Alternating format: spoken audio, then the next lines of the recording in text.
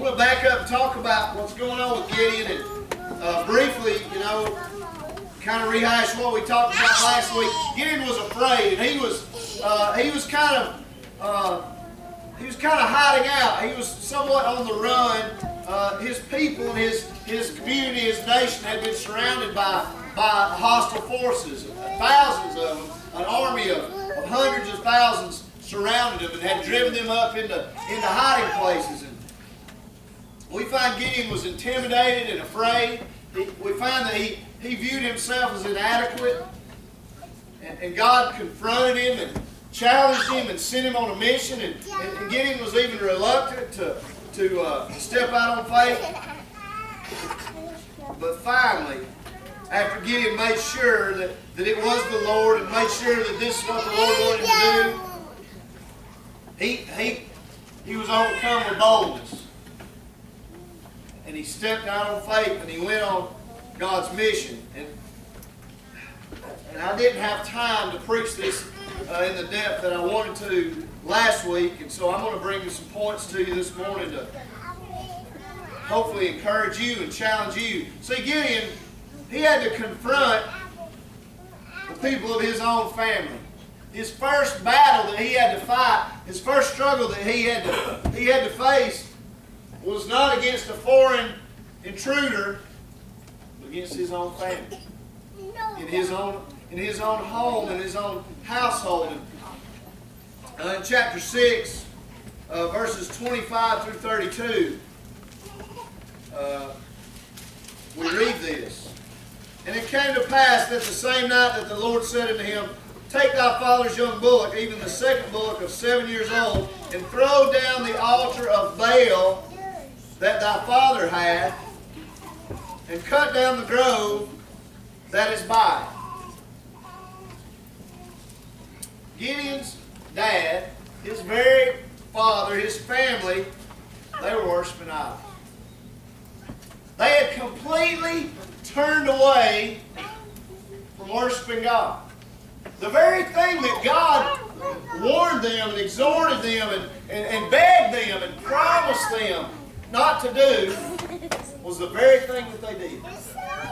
It reminds me so much of, how Paul said we constantly struggle. God warned them. He set the commandments in order. And he told them, he said, if you'll stick with me and not turn away to idols, he said, you'll be blessed. But as soon as you do, as soon as you go away from my commandments and you start worshiping these false gods, then I'll send in enemies to overtake you.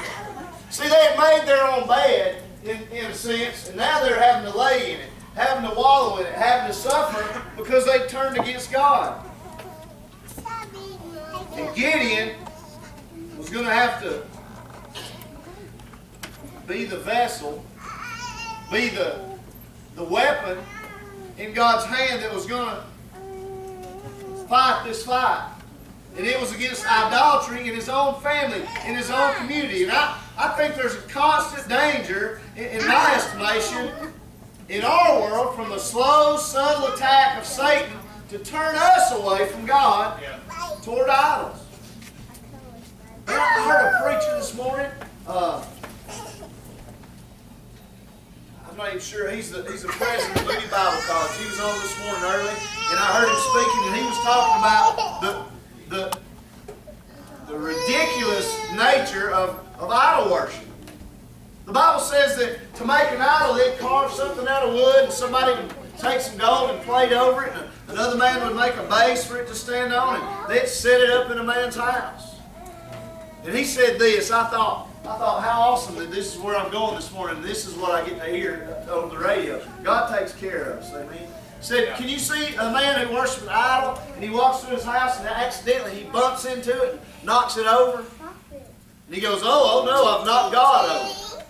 And he has to reach down, and you're smirking now, aren't you? He has to reach down and pick up his little God and set it up back up on its little stand. What? That's what they were doing. They carved out wooden images of this god Baal, the god of weather and harvest, and Baal was one of the gods, and under Baal was a whole bunch of other gods, and they carved out, kind of like Indian totem poles. They carved them out, and they went to these groves where they carved out all these idols, and they would give sacrifices and make worship to these foolish, fake characters. And you smirk, and you say, well, that's crazy. But how many dead gods are we worshiping? How many dead gods are we cashing out money to? How many gods are we giving our attention to, and we're leaving God over here by the wayside? And I don't want to be, I think there's elements of the Old Testament that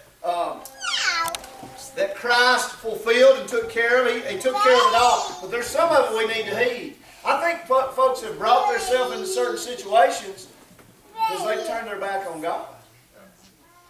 Because they let something else get in the way and something else steal their heart, as it were, away from God. That's what was going on in Gideon's house. And listen, that's why we've got to remain, the Apostle Peter said we've got to be sober and vigilant because our enemy, the devil, creeps about like a roaring lion seeking whom he may devour. Satan is wanting to creep in. Yeah. And if he can do it through some idol, and I'm not going to name them, because if I name them, you're going to think I'm talking about you. But you know what yours is. You know what your thing is that gnaws at you, that battles for your attention and your affection and your allegiance. But here's what Gideon did. Then Gideon, see, he didn't go alone, it's awesome. Then Gideon took 10 men of his servants and did as the Lord had said unto him. Young preacher preached for us this morning at Brotherhood Breakfast. About as bold and strong as any 26-year-old man could have ever been. He's biblical and he's stout. And one of the things he said was, your obedience is a direct signal to whether you're really born again or not.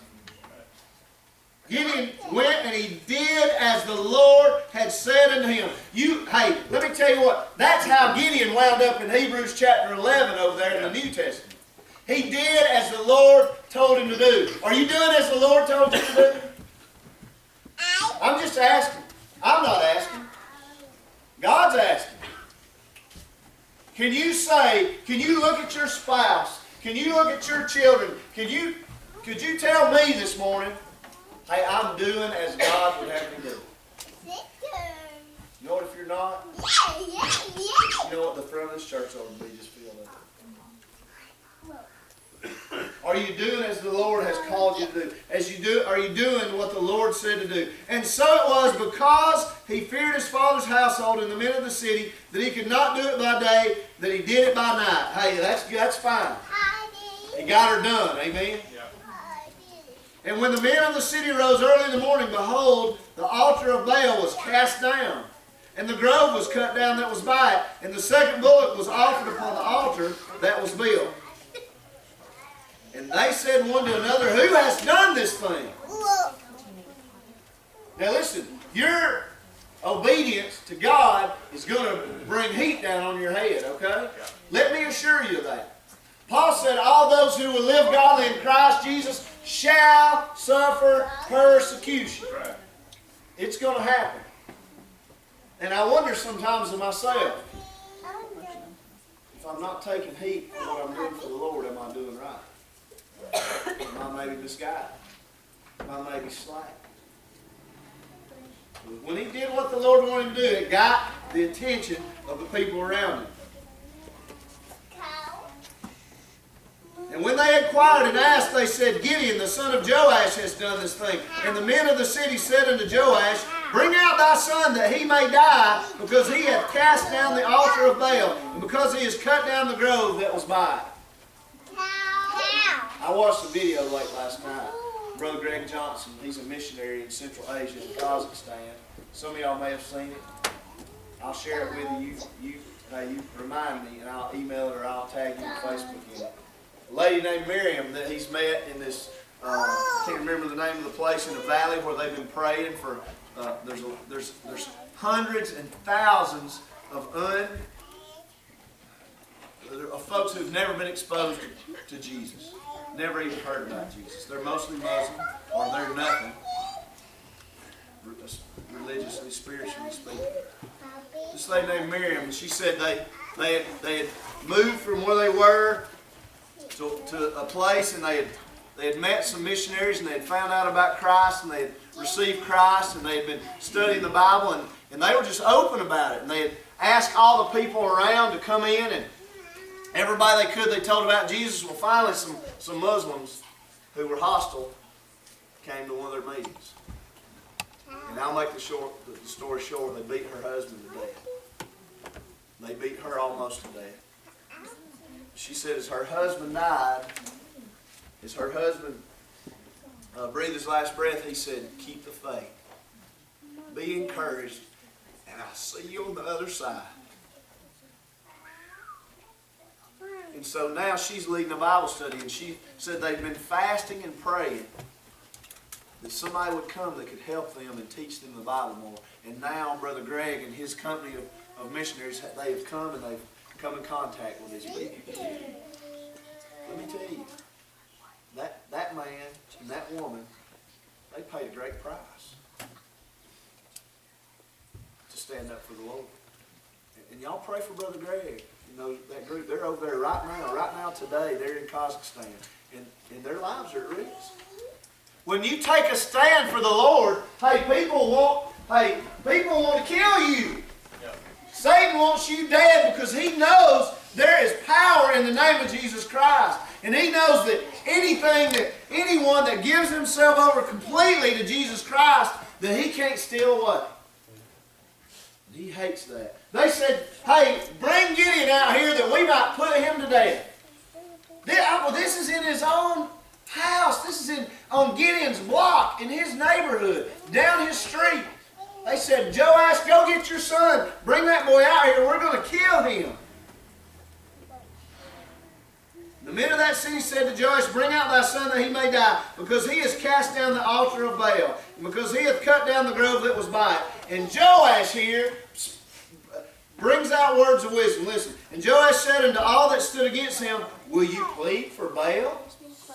Are you going to speak for this God? Will you save him? He that will plead for him, let him be put to death while it is yet morning.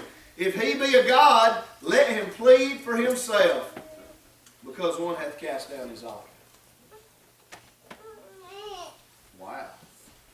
He said, let Baal speak for himself. Let me assure you something right now this morning, church. Baal never spoke. But God did. He hasn't stopped speaking yet. Because Baal's nobody. Baal's nothing. The Apostle Paul called them dumb idols. That don't mean they're stupid, lacking in intelligence. It means they're unable to speak. Because there's no life in them. But God is speaking.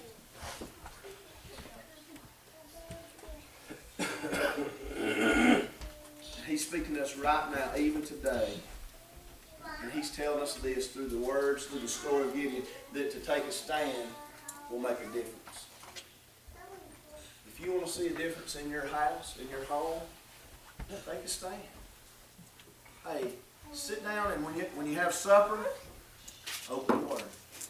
And tell your family, hey, it's time.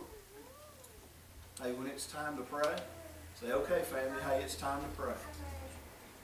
Okay, hey, it's time to turn off the TV, the Facebook, the radio, the whatever it is. It's time for us to have, you know what I read this morning? When I was sitting back there, right after Sunday school, it says, listen, this is what we promised, church. This is what we promised each other and God will do as part of this church. We also engage to maintain, listen, family and secret devotions, to religiously educate our children, to seek the salvation of our kindred and acquaintances, and to walk circumspectly in the world. We promised each other we'll do that. Are we lying to each other? That's harsh word, isn't it? Have we lied to one another? See, that's what happened in these families. They just got slack. They just got lax. They weren't faithful anymore. Things were falling apart. And now one man's taking a stand. And let me assure you again, that's all it's going to take.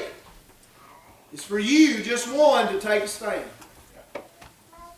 Hey, Skylar, he's sitting back there on the back row. But you know what he did? He got up, he came down here to the altar last Sunday, and he said, hey, the Lord's dealing with me. He's calling to me. And I know it's my call, my lot in life to preach the gospel. Hey, God's not going to call a man for no good reason. He's going to use him if he'll be used. You know what, mamas? Listen to me, mamas. You've got such a calling on your life.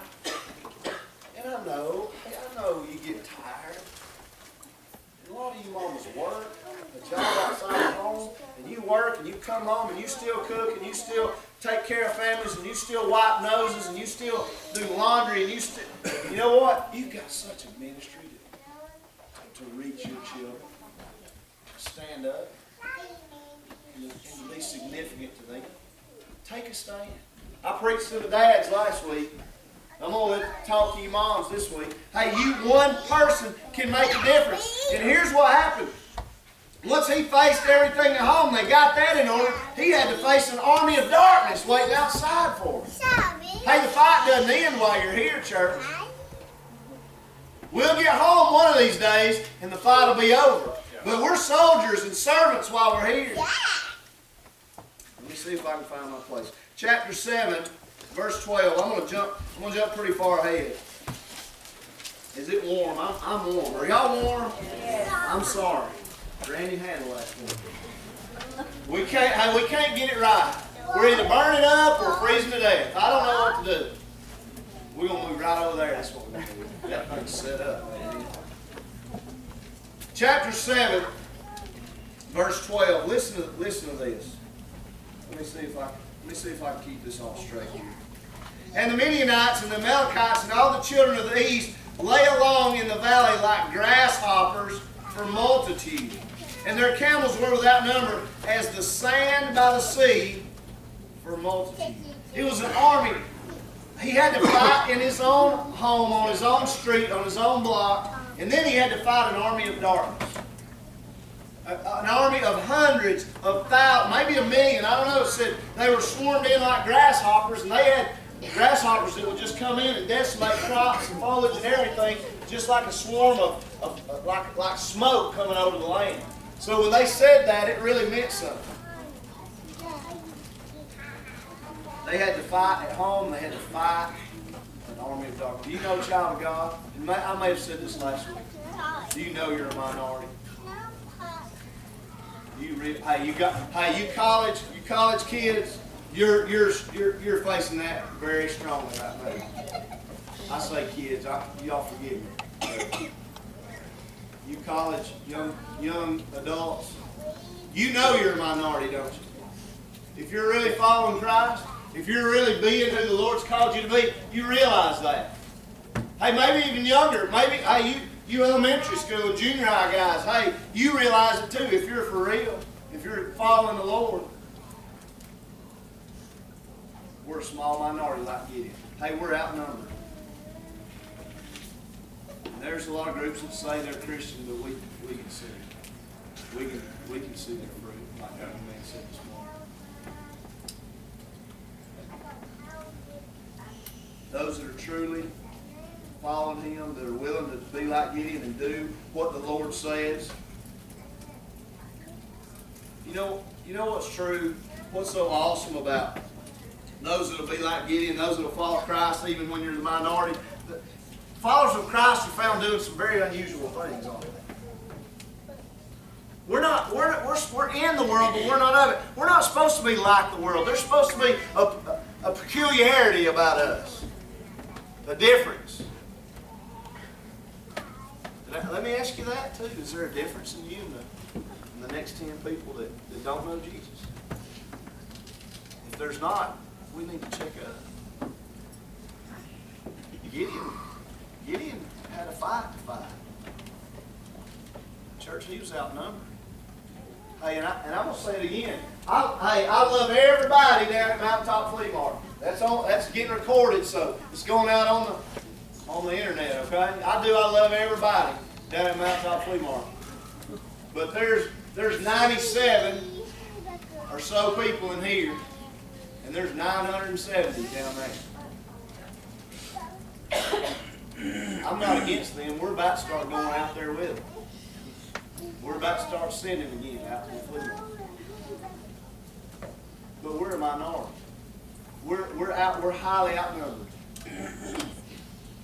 And so Gideon said, well, since we've got such a fight on our hands, let me build up some numbers and I'll recruit an army big enough to go out and at least we can maybe make a dent in this thing. And so here in chapter 7, part of what I read, it said he gathered up this army, and if my math is right, is it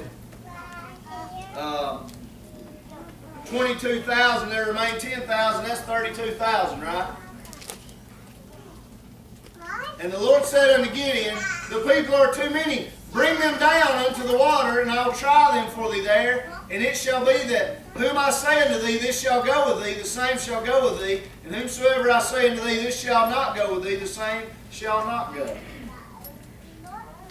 See, God gets glory by doing the impossible. He cut this army, there's 20,000 left, He cut them down to not 3,000, but 300. Ooh. I like those odds, don't you, Barry? I like those odds. 300 against 1,000,000. And God's on my side, I do. I read over there where they was where Elisha and Gehazi, his servant, they were over there and they were looking at an army, and Gehazi said to Elisha, "Oh, we're outnumbered. This ain't gonna go well." And Elisha said, "Lord, open his eyes." He said they were in a valley, and they looked around the rim of that valley, and everywhere they could see there was an army of angels standing. Think about that. We're never outnumbered. We're never outnumbered. If He's for us, who can be against us? Amen? You know what? My God's the kind of God that does miracles. He gets glory by doing the impossible. He turns the sea into dry land so His people can walk across. He gives babies to couples that are over 100 years old. Amen? He raises the dead. He heals the sick. He takes a black, rotten, dark-hearted, cold, dead sinner and gives them His life so that they can live forever and live more abundantly. That song we sing says, He saved. It doesn't say He saved my soul. Read it. Go turn to page 92. It said He saves my soul. He saves it and He just keeps on saving. He's a God that does miracles, and He gets glory from doing the unorthodox and the unusual. And Gideon with a very small minority, they experienced a very major victory. God, He made a cut, then He made another. And God told Gideon in verse 2, He said, the people that are with thee are too many for me to give the Midianites into their hands, lest Israel vaunt themselves up against me, saying, mine own hand hath saved me. God said, it's not about what you can do, Gideon. Listen to me, church. It's not about what you can do. And some of y'all are smart and gifted and strong and, amazing people right here sitting in my side. But it's not about what you can do. It's about what God can do with you. But you've got to become the weapon in His hand. He's not going to drag you anywhere. You've got to get in His hand. He's calling you. You've got to submit. You've got to surrender. There's a word. I studied this word out a long time ago, and I don't know why. Yesterday I was reading, and I read on this word, and the word is, the word for servant, it's one of the words for servant. It's a word that means a submitted servant. It's the word hupotasso in Greek. It means under and rowing. Kind of like those, you ever seen these movies where there's a ship and there's a guy with a drum and he's going boom, boom. And every time he hits the drum, they go. And they rub. That's what it means to be submitted to God. It means you're in the ship and you're pulling the next stroke waiting on his beat of the drum. You're like an under rower in a big ship. Is that where you are? Are you in the ship? Are you listening for his drum? Are you marching to his cadence? Or is the static and the noise of this world drowning all that out and you're just really not sure which way you need to go? Hey, it's not what you can do. And we can do a lot of things. But it's what God can do through you and with you if you'll submit. Gideon had to submit. Gideon had to lay it all on the line, folks. He had to completely trust God with this. And God proved himself through this very unlikely... I love the unlikely candidate story. I don't know who I was talking to. I might have been talking to Skylar this week. I said, you go read Hebrews chapter 11 and look at that list of people. Yeah, it was, wasn't it? I said, read about all those people and then go back and study those people. I said, I think you'll be encouraged because they're a bunch of misfits and losers to my estimation. That gives me hope, Kyle. Gives me hope. Hey, if he could use a guy like Jacob, then surely he can use me. If he could use a guy like Moses, amen? Yeah. Surely he could use me. Surely he could use you. If he could use a guy like Gideon who was hiding out and scared for his life, and he was really a coward. And God said, come on, you mighty man of valor, let's go. And Gideon said, who, me? Is that what you're doing today? Are you saying, who, me? We need to change the who, me to the here am I, Lord. Here am I, Lord, send me. I've told y'all this, but I'm going to tell you again. Hey, it was a long time ago. I got to work with some young people. There's one of them sitting right there. There's one of them sitting right back there. There may be some more of them in here. And they said, we want to keep on meeting. We had Bible school. And they said, we don't want to stop meeting in the evenings. We want to keep on meeting. You remember that, Nate? They said, we want to keep doing this. Can we keep doing this? I said, I don't know. Let me talk to the pastor. I wasn't the pastor then. I was just a guy that wanted to do something for the Lord, and I was just looking for what it was. And, hey, I got upstairs the next night. I'll never forget, I got down on my bath mat. It's a little frog bath mat, if that matters anything to you, beside the tub. And I knelt down beside the tub, and I started talking to the Lord. And I said, Lord, I don't know what you want me to do, but I'll just do whatever you want me to do. Just use me, Lord. You better be careful when you get to praying like that. I said, just use me, Lord. Hey, just have your way with me, Lord.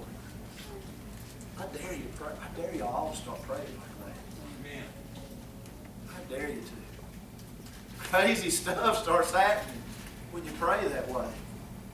And you better get ready. You better mean it when you do it. But look where I'm standing.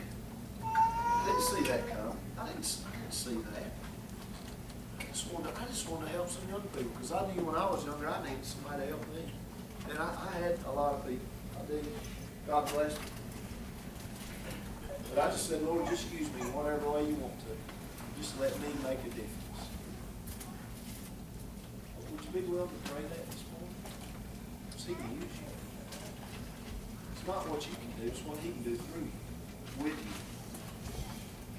you. God proved Himself through this unlikely candidate. You know, the book of Isaiah says, no weapon that is formed against thee shall prosper, and every tongue that shall rise against thee in judgment thou shalt condemn. This is the heritage of the servants of the Lord. And their righteousness, listen, their righteousness is of me, saith the Lord.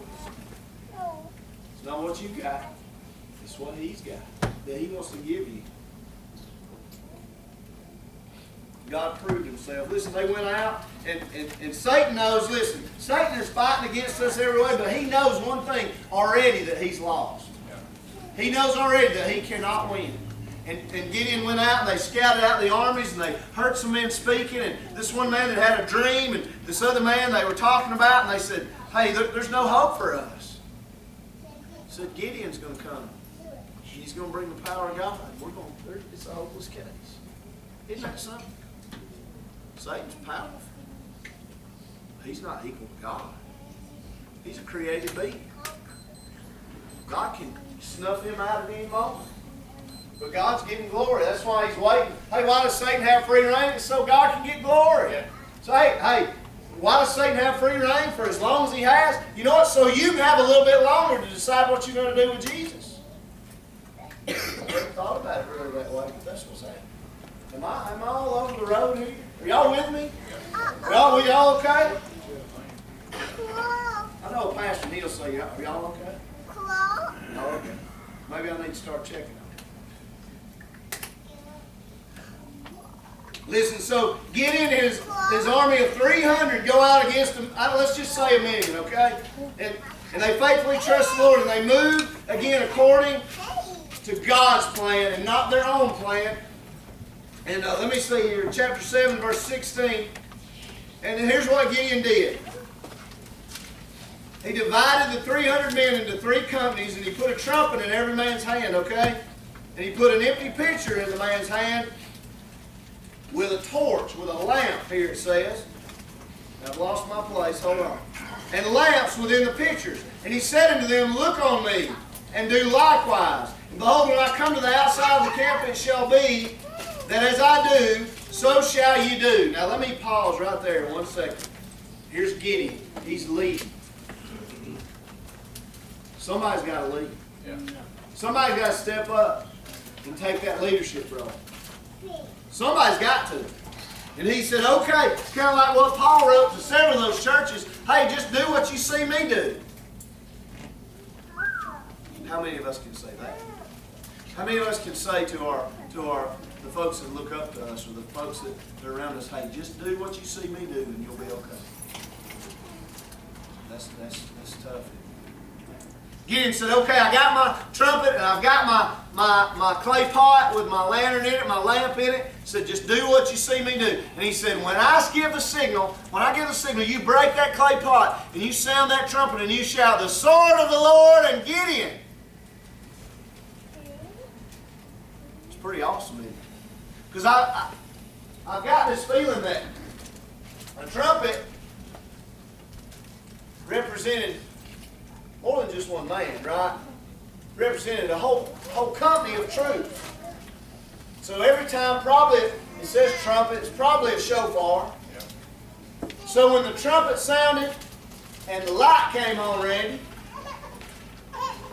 when the trumpet sounded and the light came on, they said, oh no. And they heard the shout, the sword of the Lord and Gideon. Hey, the enemy got all beside themselves. They started running and screaming and swinging swords and going every which way. They started killing one another in the dark.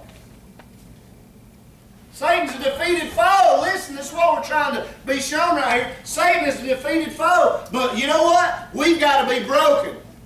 And we've got to let the light shine. And we've got to be vocal about who we are and who we represent. Amen? Jesus Christ is Lord.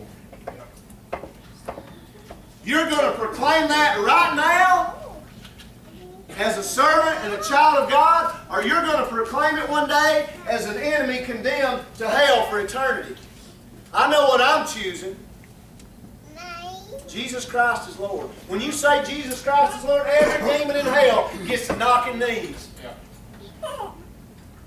They have to run away. Hey, when the light shines in the darkness, hey, where does the darkness go? It disappears. Let me read something to you. For we preach, this is 2 Corinthians chapter 4. For we preach not ourselves, but Christ Jesus the Lord, and ourselves your servants for Jesus' sake. For God who commanded, listen, the light to shine out of the darkness has shined in our hearts, to give the light of the knowledge of the glory of God in the face of Jesus Christ. But we have this treasure in earthen vessels, that the excellency of the power may be of God and not of us. Paul just said everything I've been saying to you and summed it up in 3 lines. He said the light's in us.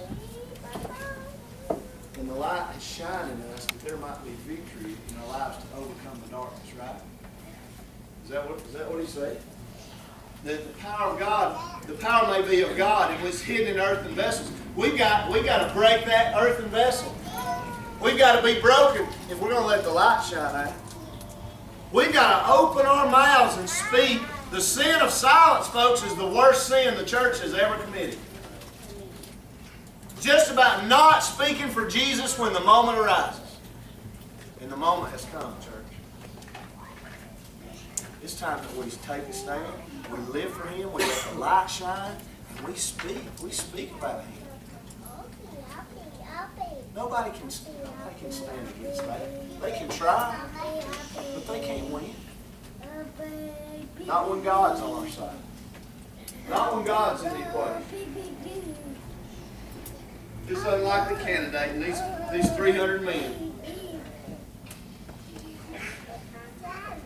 Let me see if I can find my place. Let me tell you what happens.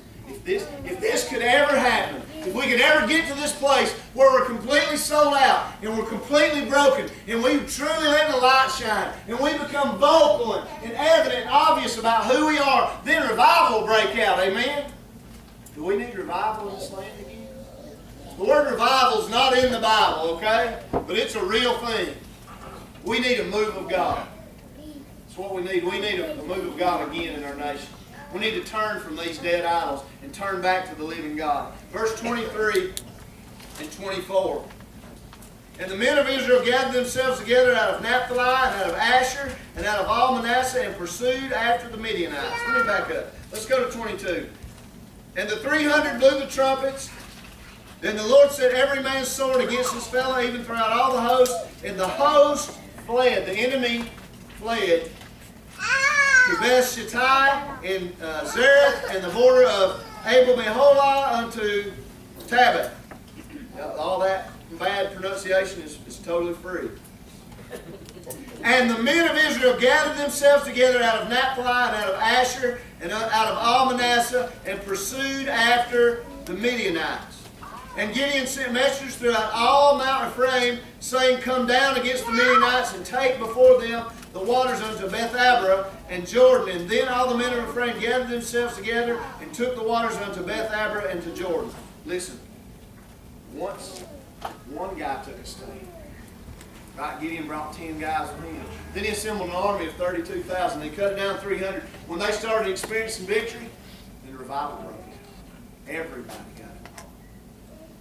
Just because somebody, one person was willing to lead and take a stand and do what God had said. Let me flip to the negative side of this for just 1 second. Your reluctance, your disobedience may be holding back revival. Your reluctance and disobedience may be withholding the gospel from the whole street you live on. It may be holding it back. 7th and 8th and 9th and 10th graders, it may be holding back your whole entire grade making commitments to Christ. Just because you won't obey. Just because you won't take a stand. Hey, how awesome would it be at the factory where you work or the office where you work if everybody started trusting Christ and everybody started reading their Bible and started praying for one another and started loving on one another? It'd be a whole different deal, wouldn't it? It can happen. Do you believe that? Amen. But you got to trust Jesus. You got to trust Him. Gideon, when they went pursuing it, they said, Come on, boys, let's go. We're going to win this victory for the Lord. Yeah. And they saw that they could, even when they're outnumbered, they couldn't lose. And they saw that God was victorious. And they saw what they never should have stopped looking at the whole time.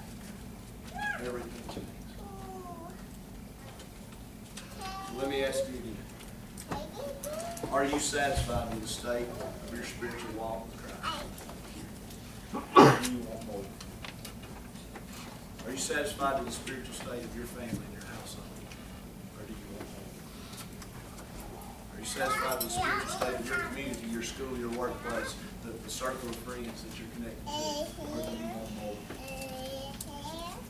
Because more is available. You got to get in God's hand. You got to become His vessel, His weapon. And you got to be broken. You got to let His light, His power shine. You've got to give Him glory. I'm talking about being fully submitted to Him. Is that what you want to do? Hey, you know what? Let me give you another clue, another thought. Maybe you just don't even know the Lord at all. Let me assure you this, that Jesus has won the victory.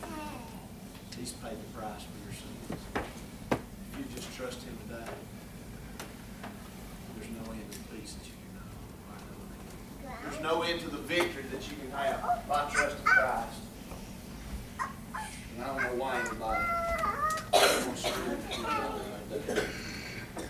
Brother James, you come.